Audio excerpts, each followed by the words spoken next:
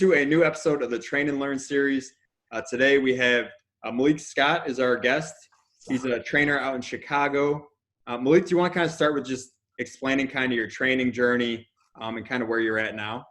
Yeah, it's hard to pick a place. Honestly, it's been such a long journey. But really, it kind of started in high school, man, playing football and other sports. I just kind of dove right into it, finding out that I was good at, I was good at training people. I was good at the awareness of my own body. I had the understanding for certain movements at an early age. So I just kind of built a foundation and built programs and working with athletes in my family and just kind of started there. Transitioned into a lot of things from that. I started just basically strength training and CrossFit. Now I'm going more specialized, niche-based training, functional training, working with athletes, working with youth, working with pregnant women. So there's been a lot of building blocks and different routes, that I've taken to get to this point. I do private clients only, downtown Chicago. I just go in-home personal training, go to them. It's something new happening in the city. It's pretty cool. Yeah, that's pretty much the journey and where I'm at now. Yeah. And then kind of going back to when you first started training, or we'll start with like training yourself. How did you get into it? Just like through playing sports, or like how'd you first like get into the love of working out and stuff like that? Freshman year, I was 8th grade. I was like just like slimming down because I was always like a chubby kid. So I was like just slimming down, getting muscle, and then freshman year came. And then it was like, damn, this shit is cool. Like, I like to work out. And then, finding out that I was good at it, it was just like, it all came together. And I'm just like, hell yeah. Like, why wouldn't I want to do this? Like, this is fun, besides injuries and things like that. Like, this is fun. Like, I like this. Yeah. So, yeah.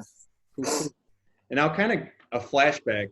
A couple years ago, I first reached out to Malik and just to kind of collaborate on some ideas. And he's really helpful for me. And he's a big part of like why I really continue down this trainer path, because he's like, yeah, you can make it happen. So I really appreciate you for that. But one thing you mentioned is that you've been plant-based. It's longer now, but when we first met, you're plant-based. And the first question I had, and I know this is probably a question that a lot of people have, is number one, what's it like being plant-based?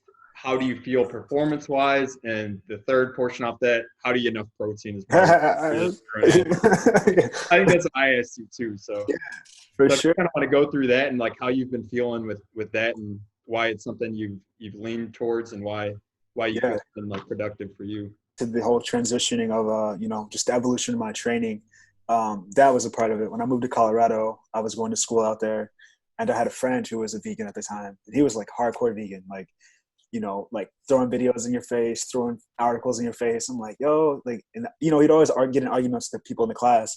And I was always the one that sat back. I never said anything. I'm just like, one day I was like, I'm gonna go home. I'm gonna see what this dude shit is about. Yeah. So he sent this video to all of us. I was like, I'm gonna watch this shit. And I watched it, and it was a video of like cows getting milked and shit. And it was bad. Like, it was real fucking bad. And I was like, damn. Okay, so I get his view on that point. It's like, maybe I need to stop drinking milk, and maybe I'll feel better. So cut milk out, and then just slowly, pulling things back. And then I went for 2 weeks, no animal product at all. And after that first 2 weeks, dude, I felt amazing. Like 2 weeks, just 2 weeks, but structured nutrition, right? So I was waking up. I had the green smoothie. I would have omelets. I would have what else? Like big salads, burritos, things like that. And I slowly started to feel like, oh damn, like I feel a lot better. And then I just kept on learning from him. He was kind of like, his approach is very abrasive, and I appreciate that. But at the same time, I want to learn things passively, like on my own. I want to take in the information and process it. So he was just like there, and I just kind of every time he said something, I would take it, process, and be like, damn, this guy's right again. Yeah. And now to this point, how I feel now, learning all that stuff, man, it's it's hard. It's I would say everybody should try it out, but when you're not on top of your nutrition as far as being plant-based, it could really really be detrimental to you. And I've had that happen to me. It was maybe last year. I was training a lot, out in the city in the summertime on my bike. So I would have 6 clients back to back, and I'm riding, across the city. So 15 minutes there, 15 minutes back. and I don't have time to eat because I'm like, sessions are an hour base, finish an hour. I got somewhere to be in 10 to 15 minutes. I don't have time to eat, yo. So it's just like boom, boom, boom, boom, boom. And I was skipping my lunch. I would get home and be drained, bro, like completely wiped. And it's like, okay, now I need to eat. By that time, I'm already in the negative for my calories, so I got to eat a shit ton more. But I don't feel like eating a shit ton because my stomach was smaller from not eating, right? And it was just that time was hard for me, but I learned a lot. Definitely with awareness of eating, when I should eat, when I shouldn't eat, and to go back on like just the physicality of a performance. I say listen to your body, even with any type of eating style you're on. It's just like listening to when I need food and when I don't. And that's what I kind of use now. If I'm just sitting around in the house day to day, I'm not eating a lot because I don't need to. I'm not exerting a lot of calories. But if I'm working out, like say if I go on a 20-mile bike ride, I come home, I know I have to eat, you know what I mean? I guess so I base it off of activity level instead of just trying to consume if I don't need to consume, right? Sure. Yeah. And then how would you say you feel from like a performance standpoint in terms of like energy levels being like the big thing you hear over and over is people who are plant-based are like I have so much more energy now that I cut out, I don't know if it's the meat or what it is, but people are like, I have so much more energy that I never had before. Would you say you felt the same things? Oh, for sure. Most definitely. Yeah, man. The first 2 weeks when I was like transitioning, I wasn't fully vegan. Like I was like eating eggs and I was like eating a little bit of dairy. But as you go down, even taking meat out, like I felt like, oh man, I feel lighter. I came back home. My mom was like, what the hell happened to you? I lost like 20 pounds, dude, in like a month. Yeah, dude. Just gone. Like, I used to be like the biggest kid in high school. I used to weigh 220, man. I'm like 190 now, 194, like sustainably. And, I come back home and everybody's like, what the fuck? Like, seriously. People were like, they didn't even recognize me, bro, because I lost so much weight. But it was like, I didn't feel like it was unhealthy. I felt great. I felt that was the best I've ever felt, Still to this day, like, it's just, it feels good, man. As long as you stay on top of it, you have to make sure you're getting nutrients, because through the milk you're getting your calcium, through the meat you're getting your iron, and those are B vitamins. Those are things that you need as a human. So you have to supplement that from somewhere or get it from dark leafy greens or whatever. You have to make sure you get those, and that was a learning process too. But I hope people hear this so they can like try it and not fail like I did at first. Yeah. And then do you feel like you're able to get enough protein? Like how much do you track your protein, or you just kind of like just get a certain amount and feel pretty good about it? Like what are your go-to like sources that would be like higher in protein for someone who doesn't eat meat at all? Yeah, man, lentils and quinoa is always a staple. I always have that in the cabinet. I eat some tofu. I don't try to eat a lot of it, but that's also awesome. Any type of bean, garbanzo beans, black beans, kidney beans, great. I make burgers out of those things. Sweet potatoes are good, but I don't track my protein. I don't really track anything at all. Back to just basing it off activity level and being aware of my body. When I need something, like I can be sitting on the couch out here and be like, oh shit, I need to drink some water. Or, oh shit, I need a protein shake. Because I know my body. I know how I feel when I don't have that. You know what I mean? And I also do protein powders, but I try to get the cleanest one possible. Plant-based. Right now I'm using Momentous. Highly recommended. Clean, great product. I haven't had any problems with it. Everything has been bueno. Yeah. Yeah. So I have no issues with getting protein, man. I want to shut that down. You can definitely get protein. And there's protein in anything, man. Like protein in everything. Everything. Hemp seeds. You can get walnuts, man. Like I eat a lot of walnuts. Like you can get it from anything. Awesome.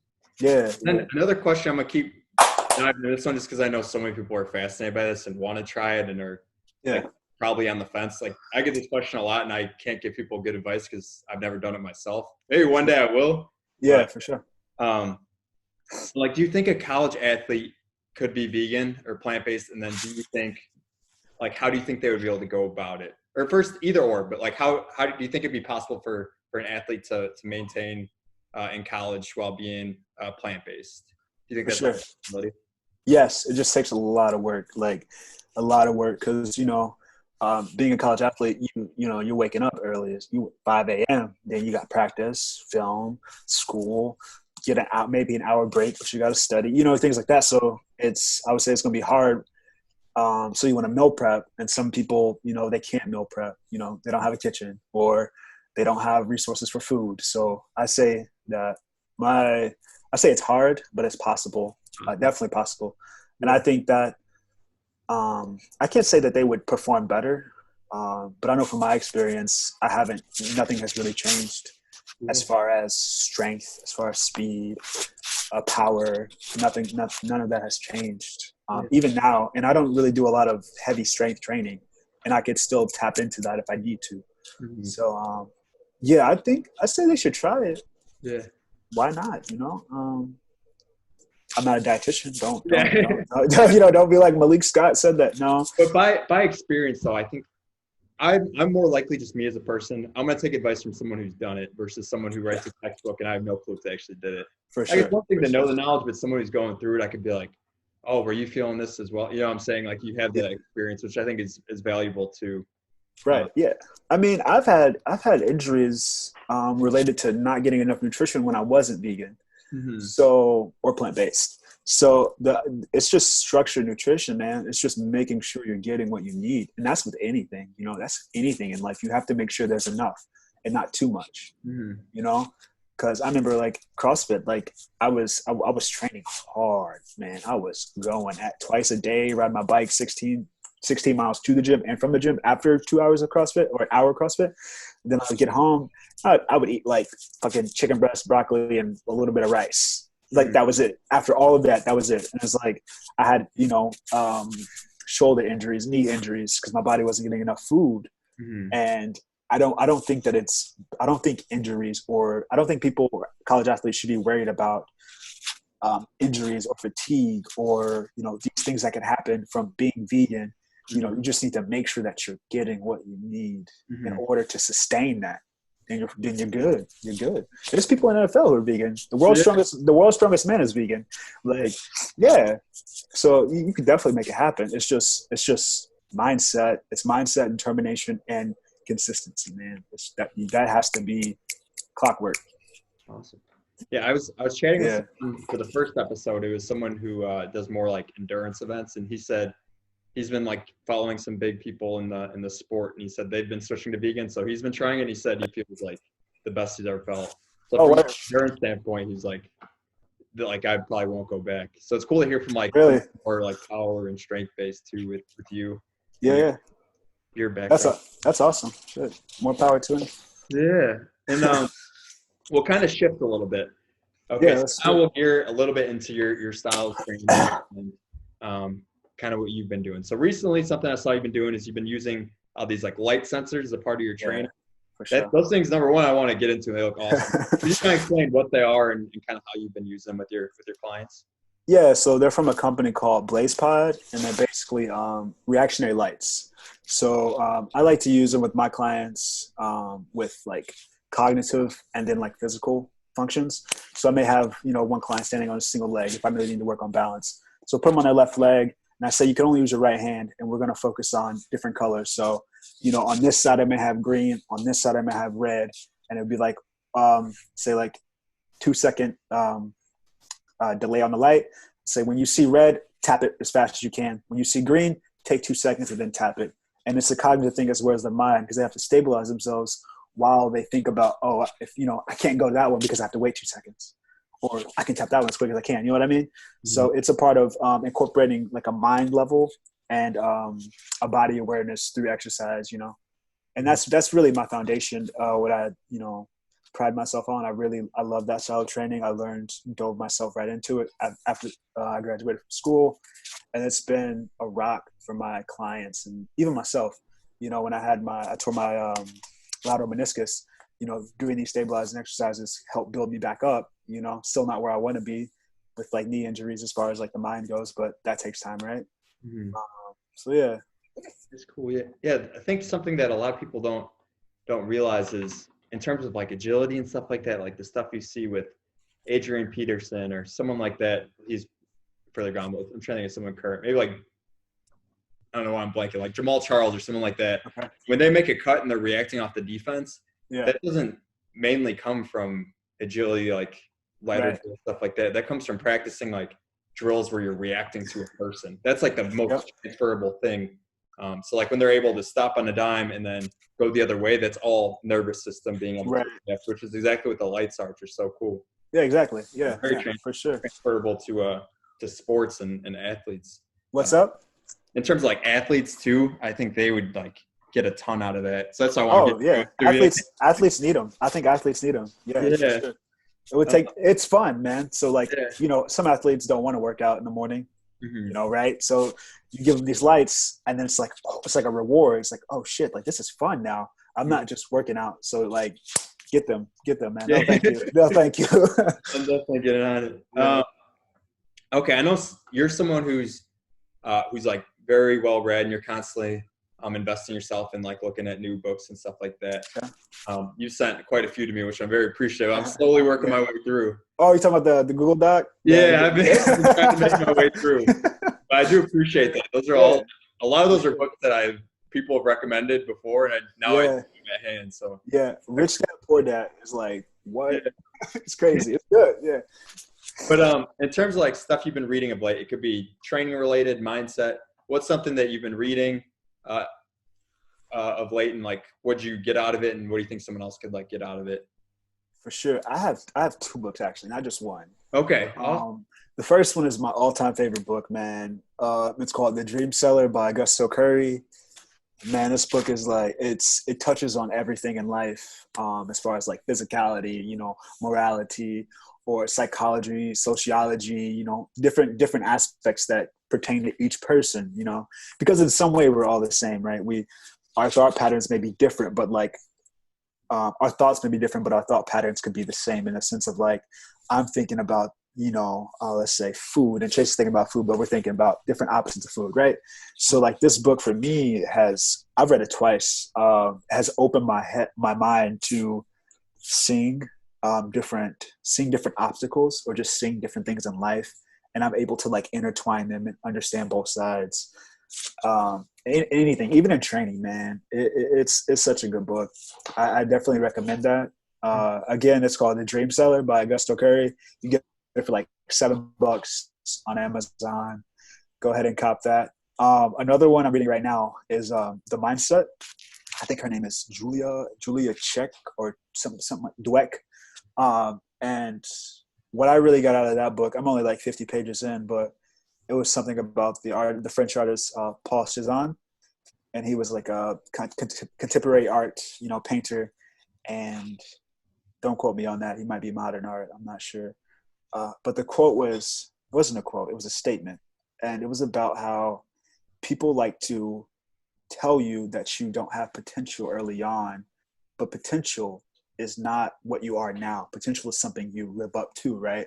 So like people are often hear like Oprah Winfrey got told that she was too ugly to be on the show, and I can't say that looks don't have an impact on her career because she's in front of a television all the time. These big broadcasting studios, they want someone who's attractive, right? But that's not her potential. She's good at what she does, so she got to where she is now. You know what I mean? Like she worked and kept working, and her potential kept evolving. And now she's Oprah Winfrey that we know. And, I feel that sometimes with my training because, I feel like, sometimes you don't get taken as seriously because, you don't have the amount of followers, or like you're not posting content every day or things like this. And like, that has nothing to do with what I'm able to give you. You know what I mean? Yeah. I might not post content just because I want my content to be organic and I don't want to have to force it. It's that simple. You know what I mean? And it's like, that doesn't mean I'm not a great trainer. You know what I mean? Yeah. And I know people who are like great painters, artists, and people, like to tell them like, oh, you won't make it. Or musicians like, you can't make it because where you are now. And it's like, no, like I got like 20 years. You know what I mean? Like it can happen, man. Like you just have to have a growth mindset going towards it. You know what I mean? And steady progress yourself. And don't let anything hold you back. Yeah, absolutely. Yeah. Was there a time in your life where you felt like there was kind of like a lot of people talk about like a shift they had in their life, or like a moment of like realization where just everything just changed and they went another direction. They're like, that kind of caused them to like realize like, this is what I need to be doing. Like in terms of you. Yeah, I've had a few of those. Mhm. Yeah, for sure. Oh man. Um, I'm gonna say it's about 5 years ago. 5 years ago. This is probably the most prominent one that I remember. Like, that really, really sits with me, and I probably think about it every day. It was just a time of time for me to kind of transform. Like I was tired of being my old self. I was just in my way, blaming other people, victimizing, and just kind of I was progressing because I'm always about that, passion. I'm very passionate, so I'm always doing something. But Mhm. like I'm only progressing in this old self, right? And this old self isn't sustainable. It isn't sufficient. It isn't effective. There's no efficiency here.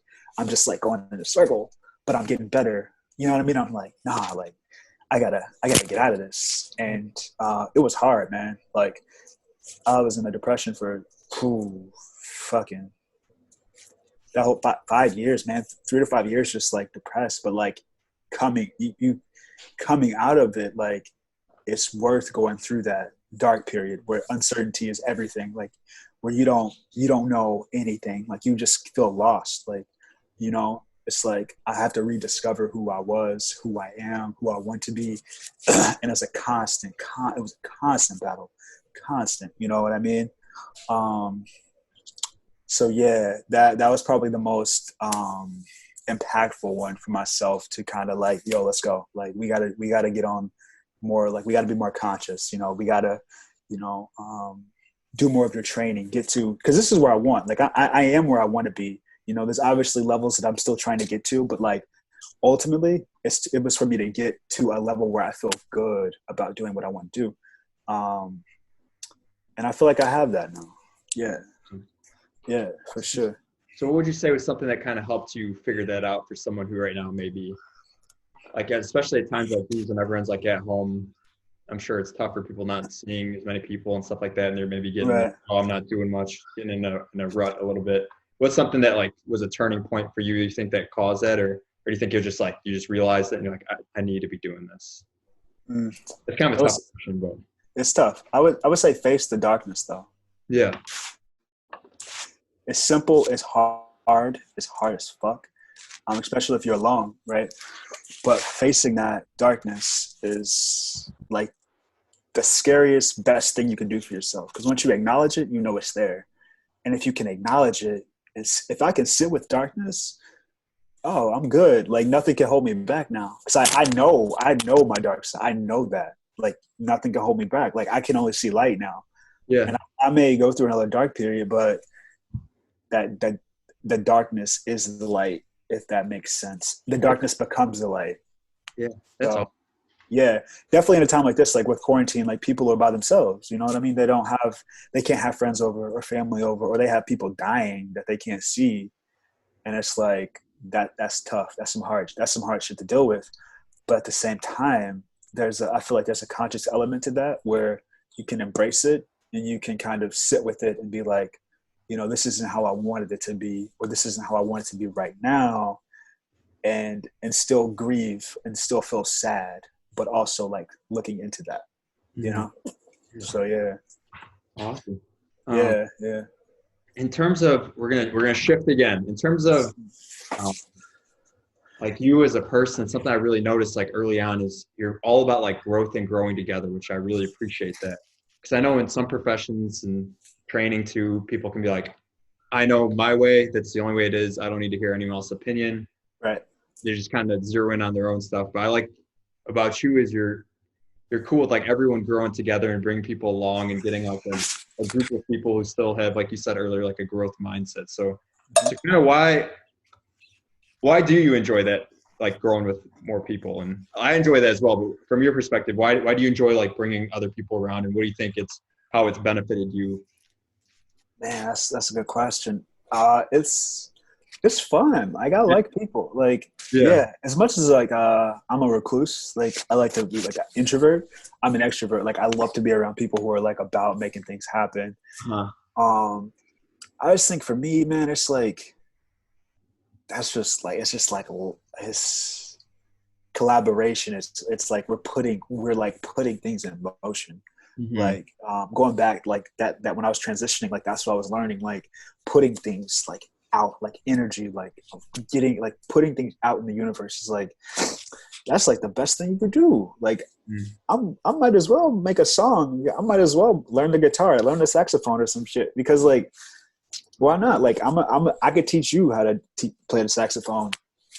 Why the fuck not? Like we can do it. You know what I mean? And obviously there's limits to that stuff, but like just bringing people together and learning new things, man, is I just love it. That is, yeah. That's cool. That's cool. Cool. Yeah. And all right, let's go. Let's get into maybe some advice for some people that they could take home with them. So in terms of, we kind of covered this a little bit, but let's say like nutrition or goal setting, and then training, or like ways you've seen yourself grow. What's some advice or something that you could take from your life, that you think would be throwing a lot at you? You can kind of go any direction, Yeah. but some advice from your life or something you would say. We'll say like in terms of training, how could someone better themselves in their training and just kind of like getting started and stuff like that? For sure. First thing that came to mind is listen to your body. Know what you can and can't do. A lot of people, it looks cool to deadlift 450 pounds, right? But if I'm doing it wrong, Hmm. longevity of that is like, what's the point? I'm just hurting myself. You know what I mean? And understand your limits. Don't listen to the freelancers out here, these Instagram famous people, you know. Yeah. There's some good ones out here, man, but just like you wouldn't go to a doctor, you wouldn't go to a gynecologist for a fever. Yeah. You know what I mean? Don't go to someone who just likes to do cool looking things on Instagram to get followers. Yeah. For your health, for your fitness, for your journey to better yourself. Some of that is great, right? You need, those are positive people that are on IG, but I feel like there's a distinction between someone who, you know, wants to and knows how to help somebody who needs a certain type of help. And I Hmm. think that really needs to be said. Someone needs to come out like and say that. Right now I don't have a huge fan base, like a million followers, so like I'm like this little rat in a little hole, like, yo, listen. But like somebody up there needs to be like, yo, like this needs to happen. We need headliners over this. Yeah, I think that's ice on the cake for That's real. awesome. Yeah, that's good stuff. Good stuff. And then in terms of, let's say like nutrition, what are some things that you've learned throughout your life that you think other people could benefit from? So one, you said is like make sure you're fueling yourself. Is there anything Right. else you maybe add to that, in terms of like nutrition or Uh, things people can focus on? I would say, nah, really. Listen to your body. Your body knows what it needs when it needs it. I mean, it's like hundreds of things going on right now between us that we're not even thinking about that's happening. So our body is pretty intelligent. It knows, you know, hey Chase, I need water. Hey Chase, I need food. Mm-hmm. So I think just that is all I can give somebody, really. Mm-hmm. And then Yeah. in terms of, let's say like goal setting, what are some good ways that people could start, get going in terms of setting goals for nutrition or for just Yeah. maybe following their passion a little more or something like that, or something you've seen that's helped Yeah. you? Okay. Break it down. Keep it simple. Say someone wants to lose weight, right? We wanna look at that goal as our main goal, right? So the main goal is here. We want to start doing things that are probable and not possible, because everything is possible. You know, like so we want to break that down to like, say the goal is I want to stop snacking at night. I wouldn't tell someone don't like stop snacking at night. I would say limit yourself to like 2 snacks at night per week. You know, because that's you understand that better instead of like don't eat anything every night. Like your body's like, what? No, that's not going to happen. So we make it probable first, and then over time you start to get more specific. Even at the beginning, you're specific, and then you start to get more specific towards this goal. Because this goal, these things, these small probable steps are going to get me to the goal I want to get to. So, you know, in short, like a lot of people just want to jump towards something. Um, Break it down, be realistic with yourself, keep it simple, take the small steps, and you'll get there. Slower, but it's going to help you out. It's going to teach you a lot of things that you wouldn't learn if you just dove right into it. Hmm. Yeah, That's good too in terms of like sustainability as well.